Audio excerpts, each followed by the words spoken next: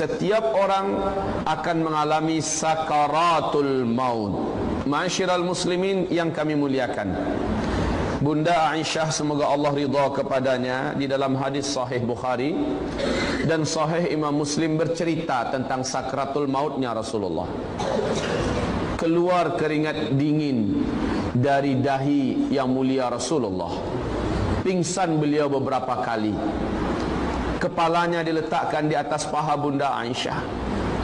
Dikompres wajahnya dengan air hangat, dikompres wajahnya dengan air sejuk, sehingga Rasulullah terbangun lalu pingsan lagi.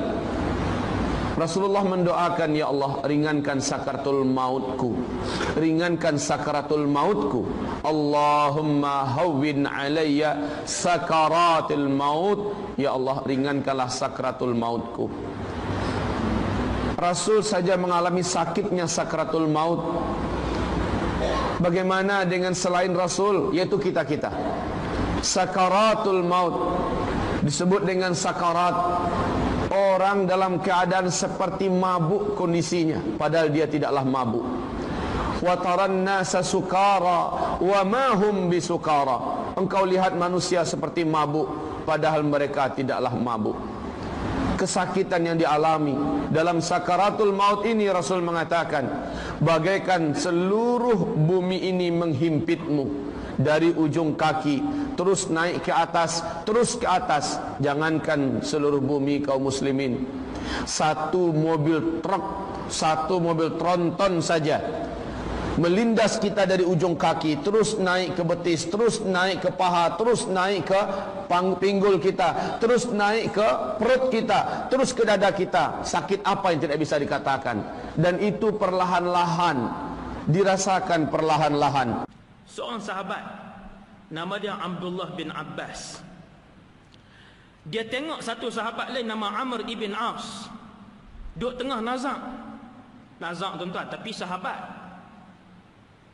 Ibnu Abbas tanya dia, apa yang kamu rasa wahai Ibn As? Lah ni apa kamu rasa lah ni?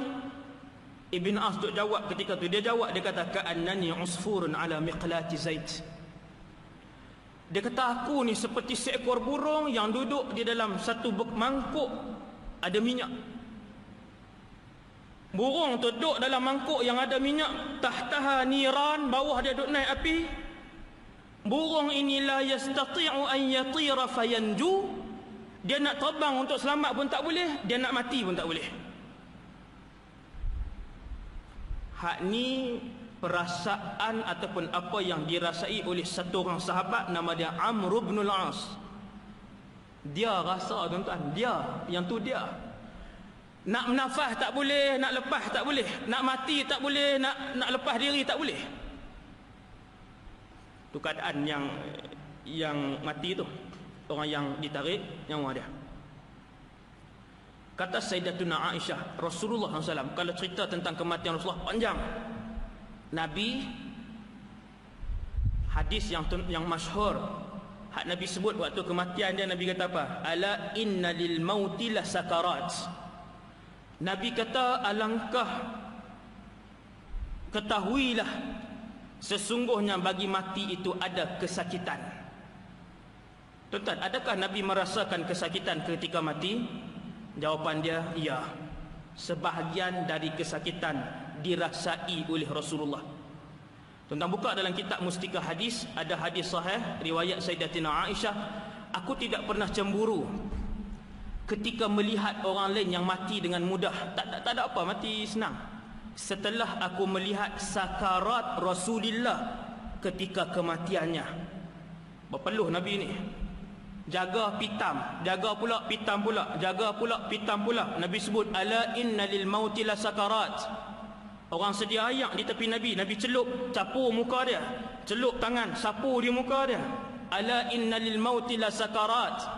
Kata para ulama, kesakitan yang dirasai oleh Rasulullah itu adalah buah yang terakhir daripada Allah untuk meletakkan Rasulullah pada satu tempat yang paling tinggi. Marilah kita sama-sama saksikan berbagai kisah nyata tentang mereka yang menghembuskan napas terakhirnya di tempat dan waktu yang tidak mereka duga.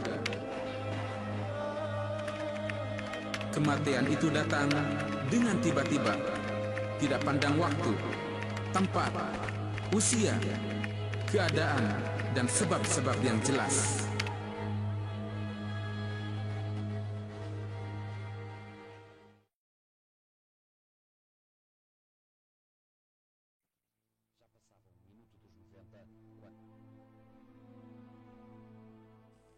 Sebuah pemandangan yang mengenaskan. Beberapa saat setelah wasit memberikan kartu kuning untuknya, dia sempat tersenyum dengan keputusan tersebut. Namun tiba-tiba dia tidak bisa menjaga keseimbangan tubuhnya dan kemudian terjatuh membentur tanah.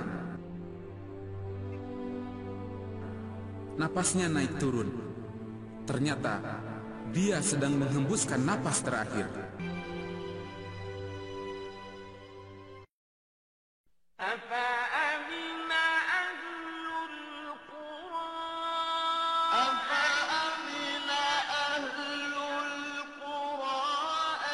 Peristiwa serupa sekaligus lebih mengerikan dalam pertandingan Liga Arab ini. Selepas pemain tersebut menghalau bola, tiba-tiba dia terjungkal-jungkal dengan gerakan yang sedikit aneh. Sebuah gerakan yang mirip dengan seekor ayam yang baru disembelih. Wasit dan rekan-rekannya pun kelihatan agak sedikit bingung dengan kejadian tersebut. Sepertinya dia sedang mengalami beratnya proses sakaratul maut.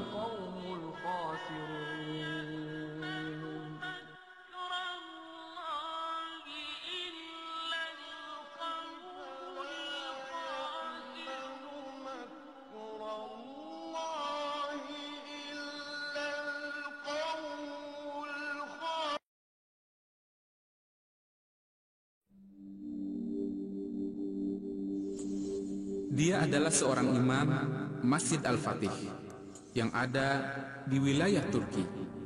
Seperti biasanya, pada hari Jumat, dia pergi ke masjid untuk melaksanakan Jumat. Dalam tayangan ini, kita melihat sang imam menghampiri anak-anak untuk memberi sebuah permen. Beliau dikenal seorang imam yang sangat menyayangi anak-anak. Sesaat setelah beliau bangkit, tiba-tiba beliau terjatuh. Sambil menunjukkan tangan ke atas, beliau mengucapkan syahadat. Rupanya beliau sedang menghembuskan nafas terakhir menuju Allah yang Maha Rahman.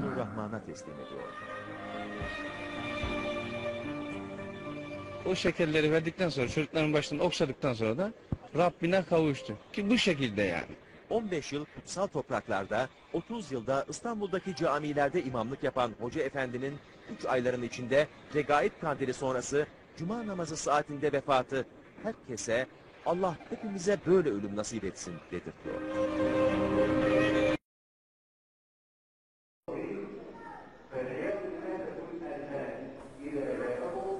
Dalam tayangan ini, kita akan melihat seorang ustadz sedang memberikan ceramah kepada jamaah. Tampak sang ustadz berceramah dengan kondisi yang biasa-biasa saja. Tiba-tiba di tengah tausiahnya, beliau menghentikan dulu pembicaraannya. Rupanya pada saat itulah malaikat maut sedang menjemputnya, dan ustadz pun langsung roboh terjatuh.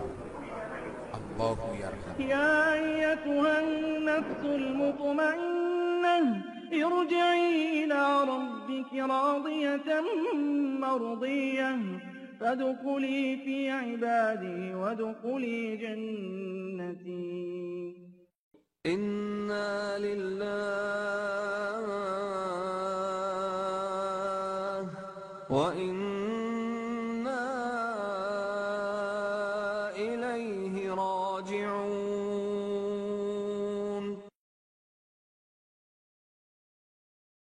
Ya ayyuhalladzina Alangkah indahnya Dengan wafatnya saudara kita ini, beliau menghembuskan napas terakhir dalam keadaan bersujud di hadapan Allah Subhanahu wa Ta'ala.